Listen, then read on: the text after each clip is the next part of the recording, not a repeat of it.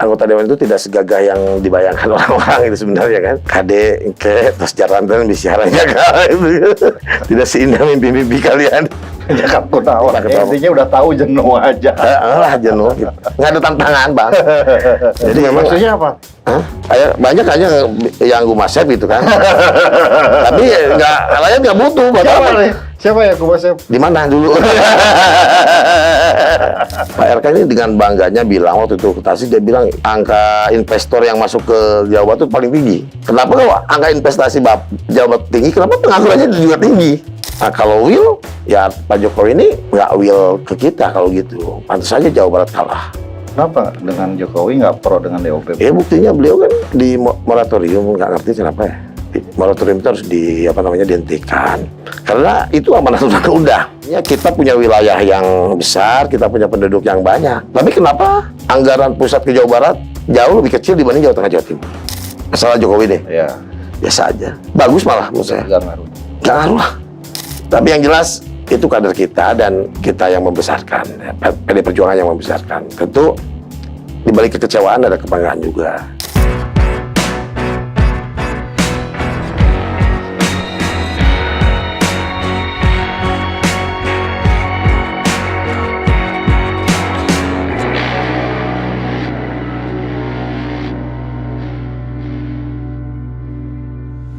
Assalamualaikum Baraya Priangan. Hari ini kita akan diskusi dengan mantan tokoh pemuda, Mantan Ketua KNPI Kabupaten. Masih Ya, muda, mantan kan.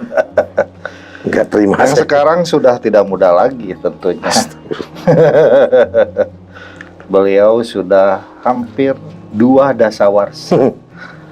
20 tahun mengabdikan diri di parlemen DPRD Kabupaten Tasikmalaya. Ketua Komisi 1 Haji Demi Hamzah Rahadian, Emra. Assalamualaikum. Udah bosen kayaknya Di mana? di DPRD Kabupaten. Bosan sih. Iya. Jenuh aja. Jenuh. Sudah di titik nadir kejenuhan. Kalau bicara bosan sih karena hobi ya. Apa namanya, di dunia yang memang kita sukai. Sebenarnya nggak bosan. Tapi jenuh dengan apa lingkungan itu aja. Dengan kondisi yang tidak jauh beda dari periode ke periode, kemudian ada di zona nyaman. Dan itu nggak baik.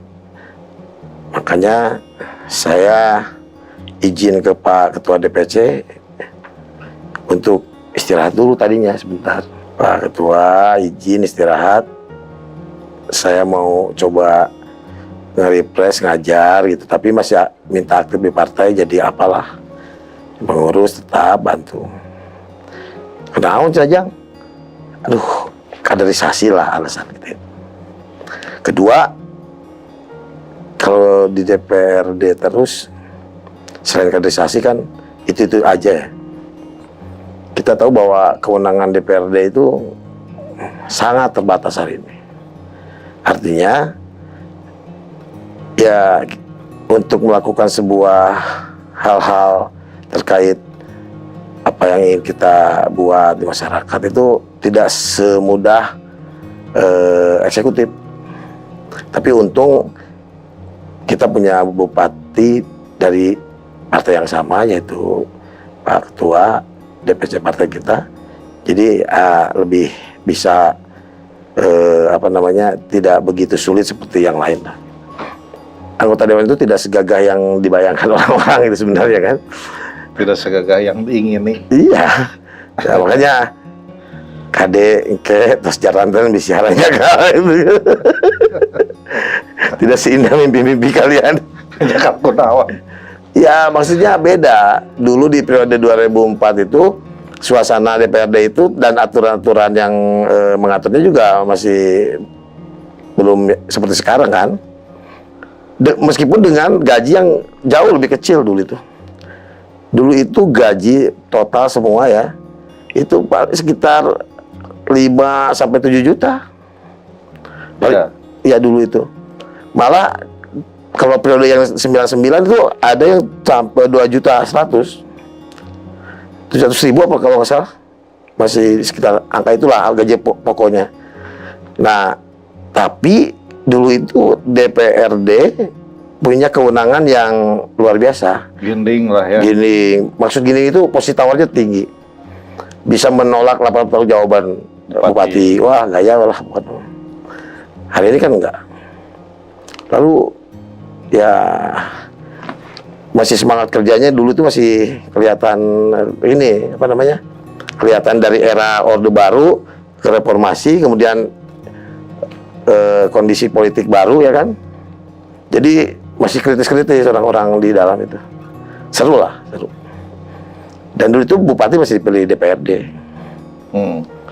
Jadi banyak sekali perbedaannya dengan sekarang. Dan posisi tawar DPRD itu sangat tinggi dulu. Beda dengan DPRD hari ini. Beda. Bagian dari penyelenggara pemerintahan. Ya, DPRD itu adalah penyelenggara pemerintahan. Mitra. Betul. Mitranya eksekutif. Dan hari ini naik peringkat ya. Butuh tantangan baru. Sekarang tempur di kontestasi Pileg. Ya, masih Pileg. Ya, Pileg DPRD Provinsi Jawa Barat. Nah, itu belum selesai itu tadi ceritanya. Nomor urut 5. Salam Pancasila. Nomor 5. Ya. Nomor urut mah ya untung MK memutuskan menolak nomor urut. Kalau alasan logisnya ya butuh baju besar untuk tubuh yang besar. Baju di DPRD Kabupaten kekecilan. Enggak juga sih sebenarnya. Ya itu, tapi Pak Bupati, Pak Ketua. Intinya udah tahu jenuh aja. Lah jenuh gitu. Nggak ada tantangan, Bang. Jadi, dan kasihan juga, benar, kasihan kader-kader partai yang lain yang ingin dan bermimpi sama atau punya keinginan yang sama untuk membangun daerahnya juga terhambat kan. Mereka jadi ragu-ragu. Sekarang tapi saya kan rame banget itu. Ya iyalah, 20 tahun. Hampir mendekati Orde Baru. 20 tahun jadi anggota dewan. Ya salah. Dapil 6. Kan rakyat yang meminta, Pak. Kan dipilih oleh rakyat. Ya, dipilih rakyat. Alhamdulillah. Atur nuhun. Ya kemarin juga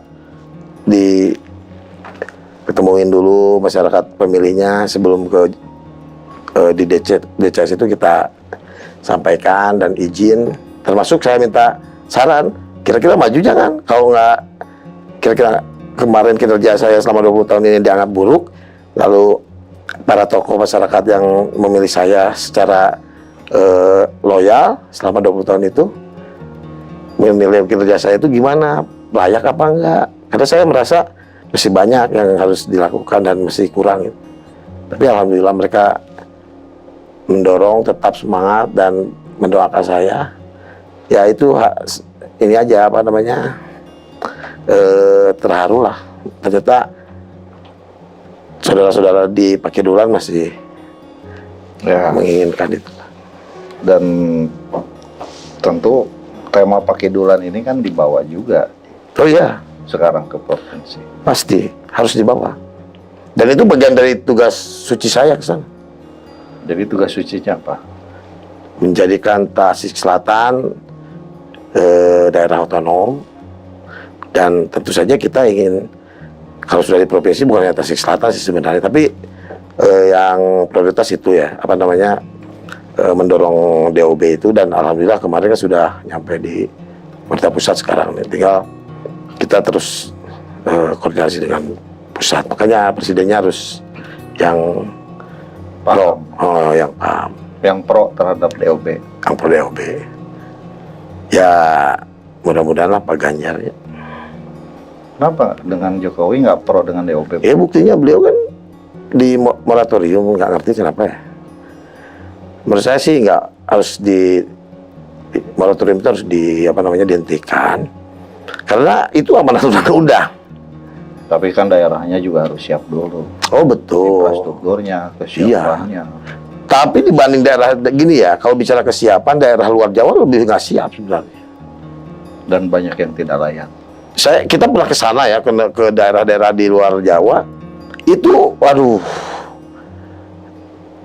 mohon maaf ya, pokoknya tidak sesuai dengan amanat undang-undang yang disyaratkan ya. Tapi kan dipaksakan. Nah artinya kan will ya. Nah kalau will, ya Pak Jokowi ini nggak will ke kita kalau gitu. Pantas saja Jawa Barat kalah. Karena kalau bicara Jawa Tengah, Jawa Timur kan sudah terbagi banyak itu daerah kabupaten kotanya. Ini urusan hak, ini urusan kewajiban, urusan prioritas masyarakat Jawa Barat. Hak masyarakat untuk mendapatkan keadilan fiskal yang sama, ya kan? Ya, dari sisi keuangan. Betul, kan ada sila kelima itu, keadilan sosial. Nah itu kan equality before law. Jadi kita ini harus adil. Nah kan adil itu gini, proporsional kan? Adil itu nggak harus sama gitu. Anak SMA dengan anak kita yang SD kan nggak sama ongkos sekolahnya. Artinya kita punya wilayah yang besar, kita punya penduduk yang banyak. Dan secara politik kalau kita dihitung, dikonversikan dengan jumlah kursi, harusnya Jawa Barat dong. Ya kan? Tapi kenapa anggaran pusat ke Jawa Barat jauh lebih kecil dibanding Jawa Tengah, Jawa Timur? Ya, ini yang bisa tengah adil. Ya gubernurnya juga harus orang yang paham dengan itu. Iya, tentulah. Ya uang 1 triliun daripada dipakai masjid, kalau menurut aku sebenarnya sih benar. Mending dipakai persiapan CDOB yang sudah ditetapkan sama dia sendiri gitu. Kalau ukurannya untuk masjid, ya saya kira karena ini udah terjadi ya, masjidnya udah dibangun, percuma juga dibahas. Nggak mungkin juga kan dibalik. Nah, mending kita bicara ke depan, bagaimana kita dorong. Tapi itu jadi catatan noktah di dalam sejarah ya Jawa Barat. Ya ini kembali lagi ke will ya. Kita ini mau membangun negara ini, Gumasep, yang kepake atau bekerja kan gitu, sesuai kebutuhan. Itu memang. Maksudnya apa? Hah? Maksudnya apa nih? Ya, banyak hanya yang Gumasep gitu kan. Tapi rakyat nggak butuh. Siapa nih? Siapa ya Gumasep? Di mana dulu? Banyak lah. Saya juga Gumasep. Gitu ya. Tidak sebanding gitu ya. Tidak sebanding.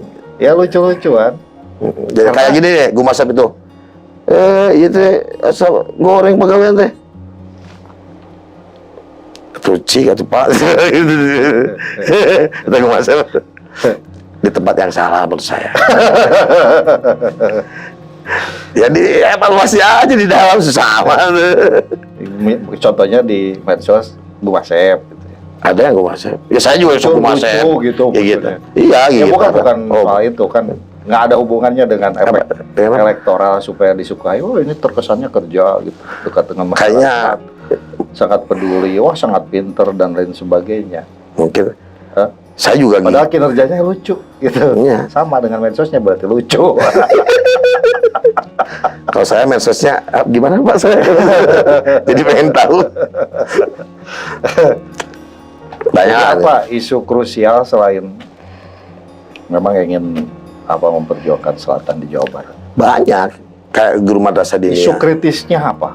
Di mana? Di Tasik ini? Bukan, ngomong Jawa Barat. Yang pertama pengangguran.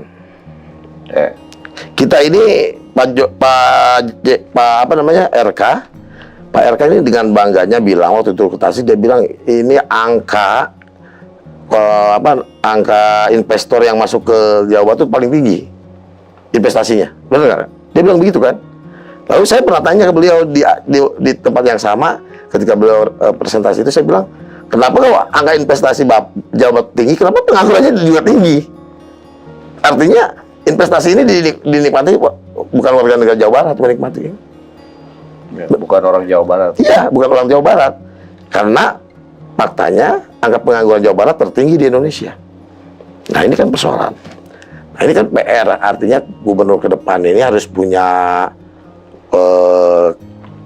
punya satu visi untuk menurunkan tingkat pengangguran. Salah satunya saya pikir ya dana desa harus dioptimalkan sebagai pendorong berkurangnya angka pengangguran. Sekarang kecil kan dari provinsi untuk desa. Berapa kecil teh? Janjinya 250 juta, Pak. Satu desa. Ya udah gini. Ini saya sampaikan, mudah-mudahan nggak tahu. Mudah-mudahan ditangkap sama calon gubernur-gubernur yang mau nyalon ini. Dana desa yang 250 juta itu, setiap desa kan udah dapat tuh. Dari kabupaten kan, atau yang transfer langsung dari pusat kan. Nah ini yang 250 juta ini harusnya didorong oleh pemerintah provinsi yang hari ini angka penganggurannya lebih tinggi, itu dorong nih untuk meningkatkan skill anak-anak muda di desa. Nah nggak pernah ada, kita pernah lihat nggak ada anggaran pelatihan itu khusus di desa? Padat karya ya? Jangan padat karya lah. Padat karya itu terlalu, ya memang kerja, tapi kan kerjanya tentatif kan kalau padat karya. Ini kita ini butuh hari ini pemuda-pemuda desa kita yang dibutuhkan itu bukan nggak mau kerja bang, tapi mereka nggak siap kerja, nggak bisa bersaing. Mereka nggak punya kemampuan, nggak punya keahlian. Mau ke kota dia nggak akan diterima kerja di mana-mana. Dia tuh bawa keahlian, sekolah itu. Nah hari ini pemerintah harus hadir. Dana desa tidak dinikmati oleh pemuda-pemuda desa, tanda kutip. Mungkin dinikmati hanya untuk sarana olahraga, oke. Dari sekian miliar dana desa, coba kita lihat guru madrasah diniyah kita gajinya berapa? Ngeri kan? Satu sisi kadusnya penuh wae gajinya 2 juta. Masa guru agama di satu madrasah diniyah 100.000 setahun? Kita tidak bisa menyalahkan pemerintah daerah. Karena apa? Terlalu banyak juga ini kebutuhannya. Belum P3K. Ya, beban-beban pemerintah daerah. Nah, provinsi dong. Nah, maka diarahkanlah yang 250 juta itu. Sebagian untuk pelatihan, sebagian untuk pemberdayaan guru madrasah diniyah, peningkatan kesejahteraannya. Kan selesai. 100 juta ayeuna di desa. 100 juta dibagikan ke guru madrasah diniyah. Seberapa lumayan tuh. Nyalon 100 juta, 250 juta lanjang pelatihan. Tiap tahun loh. Itu kan satu persoalan. Yang Bang Emoknya. Bang Emok buat apa? Ya maksudnya nutup Bang Emok. Ngapain tuh? Ya daripada biarin aja Bang Emok mah biarin. Itu makan, menurut saya gini, Bang Emok ya itu hadir karena apa namanya, itu kondisi masyarakat, akibat dari kondisi masyarakat kan. Gini, bank yang ada punya kita tidak mampu melayani seperti mereka. Benar nggak? Kenapa kita tidak bisa membuat program yang sama? Toh mereka bisa membangun hubungan baik dengan masyarakat. Ya, maksudnya untuk pembiayaan yang lebih sehat. Nah gitu kayak gini nih. Kenapa sih pemerintah kok kita nyerang-nyerang Bang Emok? Saya itu kurang sepakat menurut saya. Kenapa nggak mereka itu kita ambil, kita bina, terus besok bantuin pemerintah daerah, urus duit negara? Kan bisa begitu, ngapain? Ini rezeki orang kok dihancur-hancurin. Salah juga tuh program itu. Nanti ada sumpahnya ya. Bahaya itu Bang. Sumpah Bang Emok. Lagian kan apa? Nggak, menurut saya kan Bang Emok itu beda dengan masih parahan leasing Bang.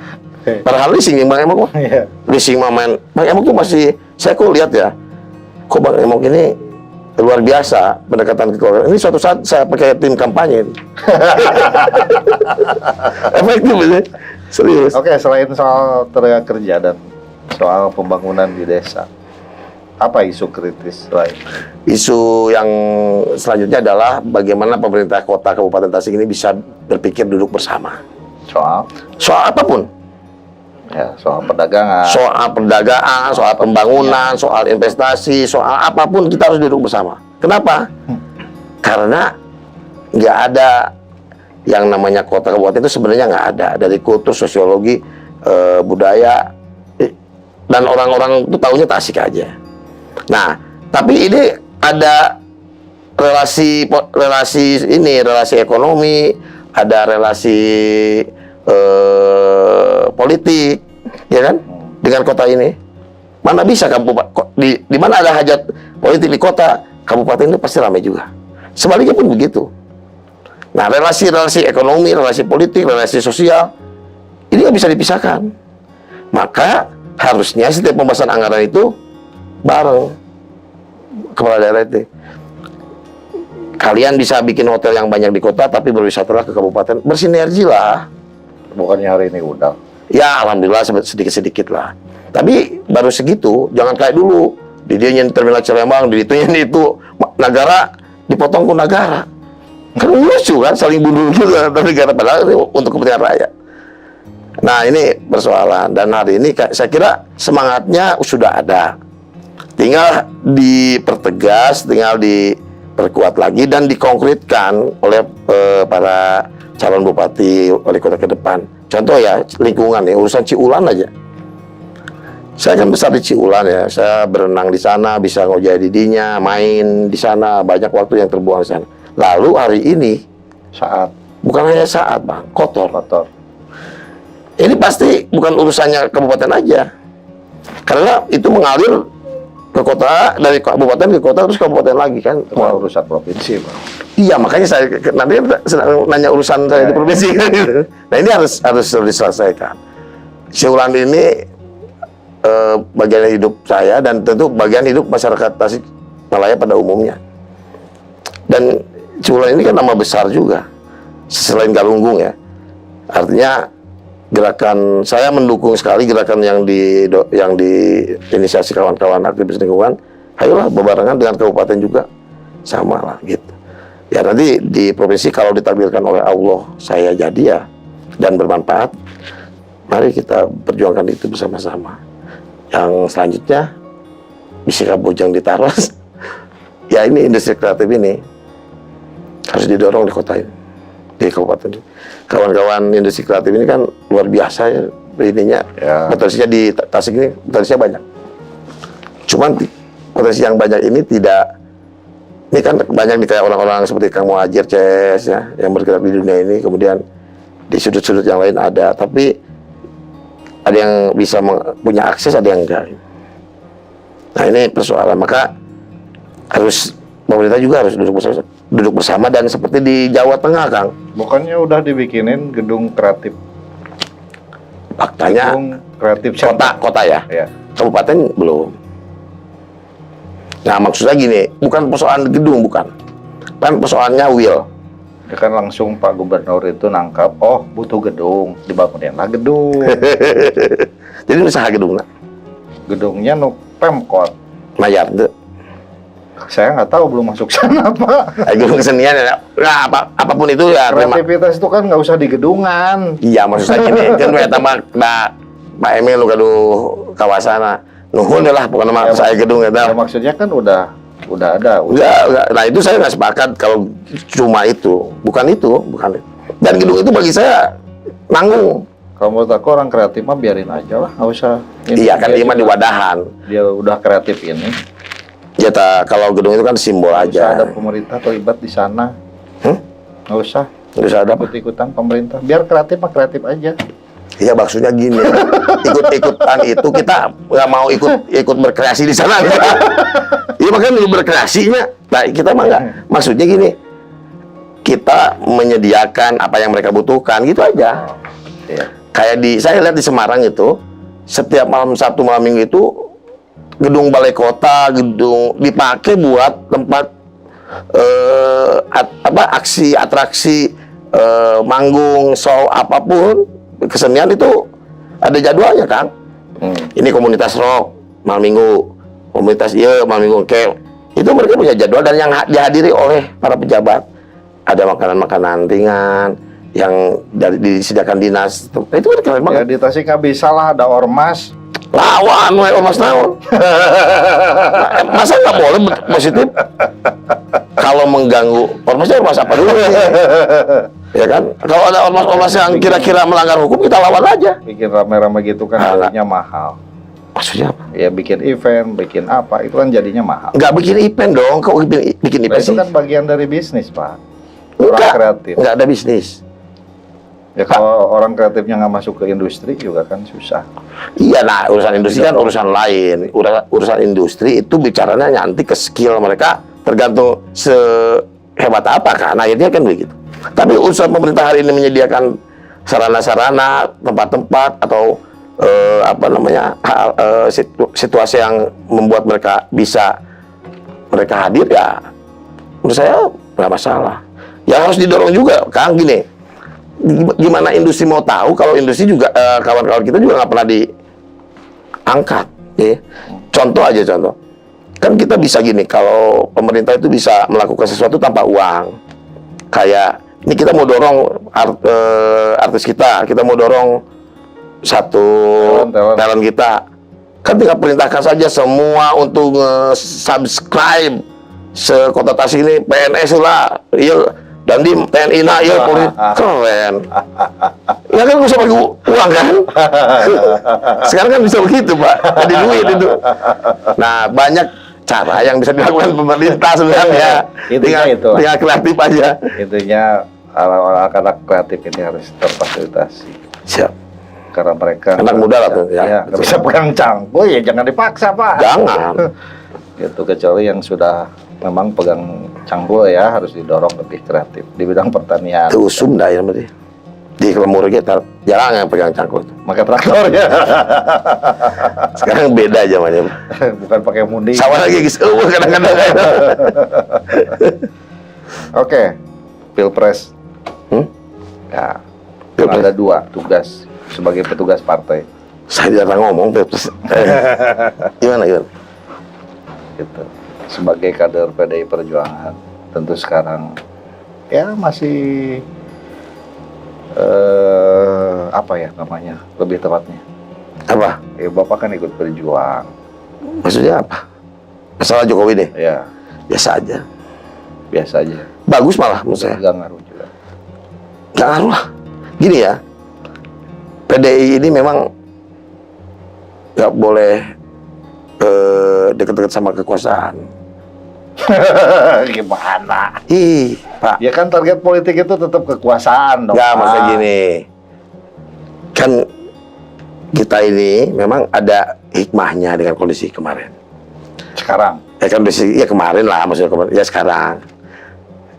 Yang pertama, saya sih bangga-bangga aja ya, Gibran, kemudian beliau ditarik sana-sini, ditarik partai besar, ditarik Prabowo. Ya alhamdulillah di PDI yang dibilang kata orang budak lu tik-tik kamari sore aja udah ditarik-tarik, apalagi yang senior-seniornya kan.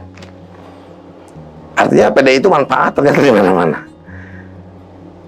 Dan kenapa saya bilang PDI Perjuangan, ya beliau kan sampai hari ini saya melihat DPP belum memberikan sanksi pemecatan kan, atau saya nggak tahu lah apa sudah atau belum.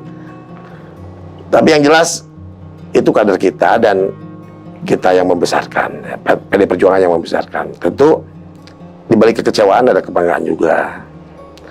Yang kedua, dulu Pak Jokowi ketika jadi presiden, ketika jadi gubernur, didorong itu di saat kita itu jadi oposisi. Ya. Bukan di saat kita berkuasa, enggak. Artinya soliditas PDI Perjuangan itu tanpa pemerintah justru bakal lebih solid. Ya. Jadi ini juga bagian dari yang harus saya sampaikan, bahwa ke kawan-kawan PDI Perjuangan di daerah, di ranting, di anak ranting, di anak cabang. Hari ini kita harus hati-hati karena lawan kita ini sekarang adalah kekuasaan. Jadi jangan jangan kendor, gaspol gitu kan. Kita harus tetap seperti semangat ketika kita rebut dari Pak rejim sebelumnya, gitu, sebelum Pak Jokowi. Gitu. Jadi kalau kata Bu Mega kan ini, bagi PDI Perjuangan itu kebahagiaan itu bukan saat bersama-sama kekuasaan, tapi kebahagiaan bagi PDI Perjuangan adalah saat menangis dan tertawa bersama rakyat. Itu kata Ibu Ketum, dan kita rasakan begitu. Bersama rakyat itu di bawah itu energi gitu, satu energi positif dan support system lah bagi kita. Artinya maka betul apa kata Bu Ketum, kita harus turun terus, ketemu rakyat, ketemu rakyat. Ya, dan itu kita lakukan terus, dan saya lihat di daerah semangat mereka luar biasa. PAC, ranting, pejuang-pejuang partai, kader-kader, caleg-caleg juga sama. insya Allah kerjalah semua. Dan tidak terpengaruh. Enggak. Ya mungkin ada yang sempat lah kecewa, tapi Ibu Ketua Umum sampaikan sudah, kita tidak boleh membahas tentang Pilpres, tentang Jokowi, jangan komentar apapun tentang itu, sudah selesai, kita fokus berjuang aja sekarang. Disikapi dengan Kerja, memenangkan. turun ke rakyat, ke basis, dan kita harus buktikan bahwa tanpa kekuasaan kita masih mampu untuk merebut apa yang menjadi target kita hari ini. Dan targetnya hari ini? Ganjar Presiden. Ganjar Mahfud. Ganjar Mahfud Presiden, dan PD Perjuangan menang pemilu legislatif. Merdeka. Pembicaraan yang menarik dengan Haji Demi Hamzah Radian yang kali ini adalah sebagai anggota DPRD Kabupaten Tasikmalaya yang insya Allah sekarang mencalonkan menjadi anggota DPRD Provinsi Jawa Barat dari PDI Perjuangan Dapil Tasikmalaya Kota Kabupaten nomor 5. Bila taufiq hidayah. Assalamualaikum warahmatullahi wabarakatuh.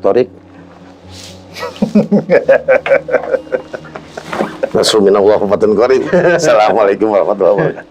Merdeka.